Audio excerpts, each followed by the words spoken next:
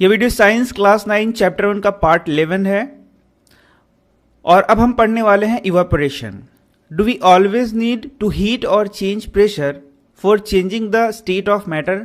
क्या हम लोग हमेशा किसी एक मैटर के स्टेट को चेंज करने के लिए हीट या प्रेशर को लगाते हैं? या फिर इस प्रकार से कह सकते हैं कि क्या बिना हीट और प्रेशर को लगाए हुए भी स्टेट ऑफ मैटर को चेंज किया जा सकता है?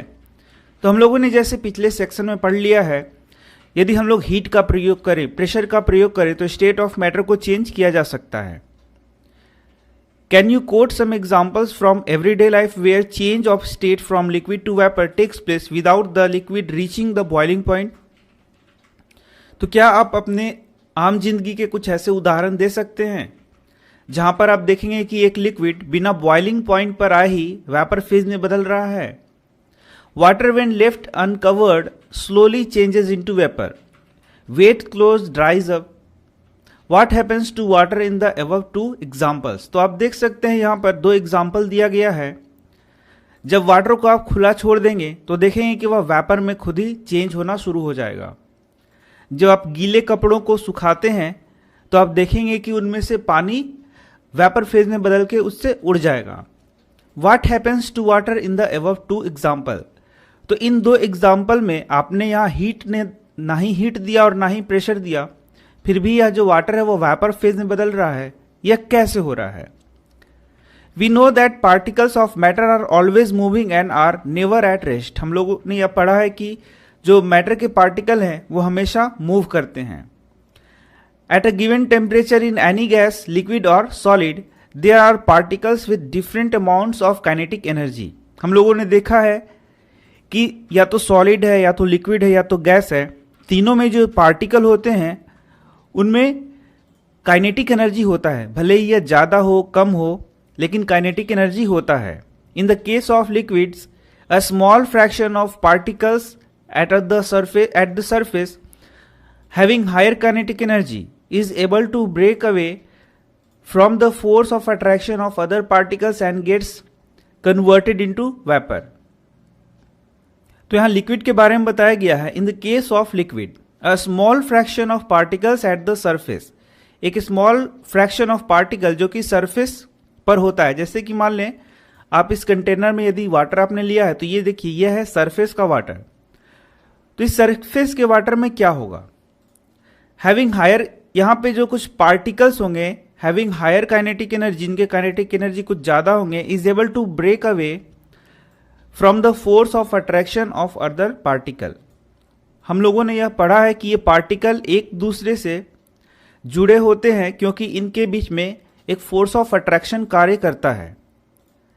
लेकिन इस सरफेस पर पार्टिकल्स का काइनेटिक एनर्जी कुछ इतना ज़्यादा होता है कि ये पार्टिकल्स एक दूसरे से बंधे नहीं रहते हैं, बल्कि यह इससे दूर हो जाता है, या फिर कहें यह फोर्स ऑफ अट्रैक्शन को ओवरकम कर जाता है। And gets converted into vapour, और यह वेपर में चेंज हो जाता है। This phenomena of change of a liquid into vapour at any temperature below its boiling point is called evaporation. तो यहां से आपका सबसे पहला प्रश्न आता है, व्हाट इज इवापोरेशन?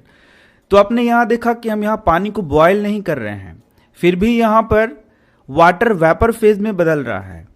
इसे ही हम कहते हैं इवापोरेशन। द फिनोमेना, यहां दिस की जगह द लिख सकते हैं। The phenomena of change of a liquid into vapours at any temperature below its boiling point is called evaporation. तो एक बहुत ही इंपॉर्टेंट यह प्रश्न है कि यदि बॉइलिंग पॉइंट के पहले किसी भी टेम्परेचर पर वाटर जो है, या फिर वाटर ना बोल के हम लोग बोले जो लिक्विड है, यदि वो वेपर फेज में बदलना शुरू होता है, उसे ही हम लोग क्या कहते हैं? Evaporation.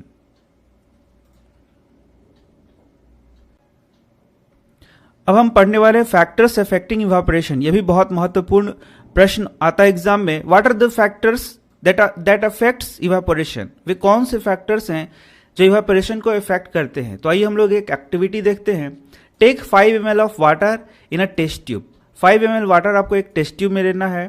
Keep it near a window और अंडर अ फैन। इसको आपको फैन के नीचे रखना है या फिर खिड़की के पास में रखना है। Take 5 ml of water again आपको 5 ml वाटर रखना है in an open china dish. एक ओपन चाइना डिश में आपको 5 ml वाटर लेना है and keep it near a window, और उसी प्रकार से आपको इसको भी रखना है। Take 5 ml of water in an open china dish and keep it inside a cupboard और in a shelf in your class, और इसको आपको किसी सेल्फ के अंदर रखना है। Record the room temperature, room temperature को आपको रिकॉर्ड करना है।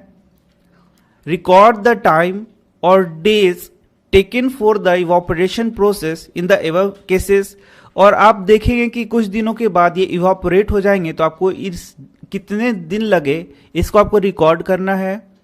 Repeat the above 3 steps of activity on a rainy day and record your observation. अब इसी एक्टिविटी को आपको अलग अलग दिनों में करना है। जैसे रेनी डेज में आप कर सकते हैं, आप सूखे के दिनों में जैसे कि गर्मी के दिनों में कर सकते हैं।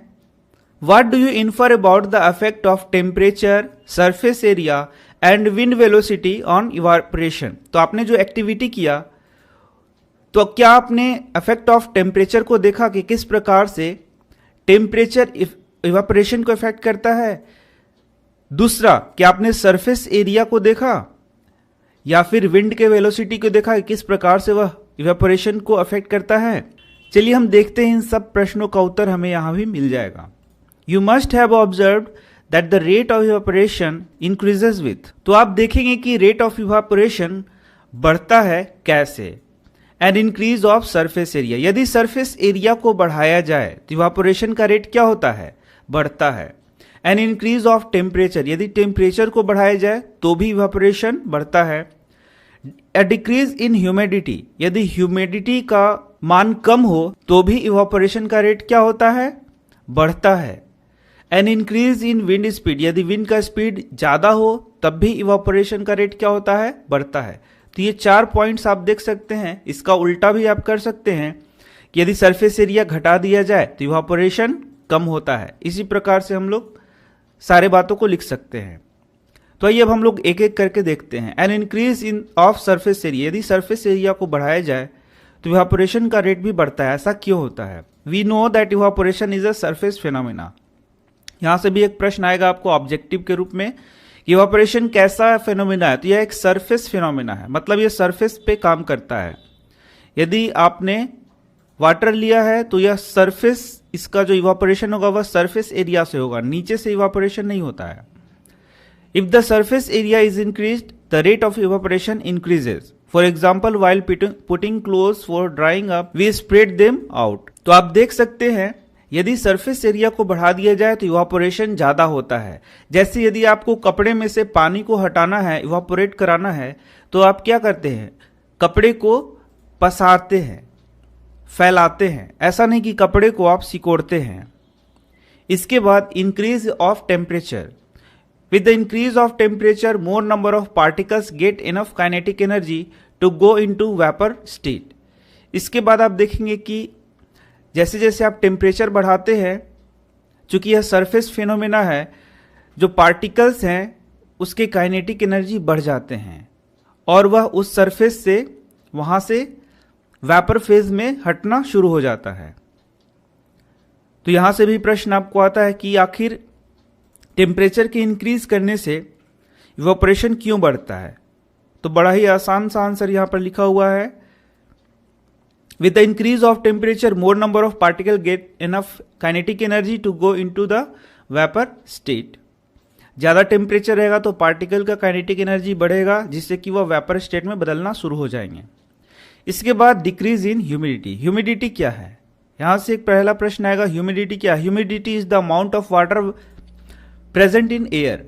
जो एयर में वाटर का अमाउंट प्रेजेंट होता है उसे ही हम लोग क्या बोलते हैं, ह्यूमिडिटी। तो आप देखेंगे कि बरसात में ह्यूमिडिटी ज्यादा है और गर्मी के दिनों में ह्यूमिडिटी बहुत कम होता है।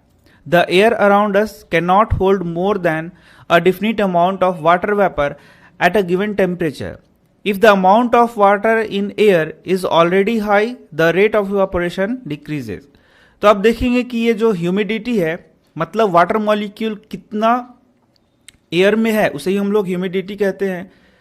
यदि पहले ही से वाटर बहुत ज़्यादा ह्यूमिड रहेगा तो और वाटर को वह एब्जॉर्ब नहीं कर सकता है, क्योंकि उसका एक कैपेसिटी होता है।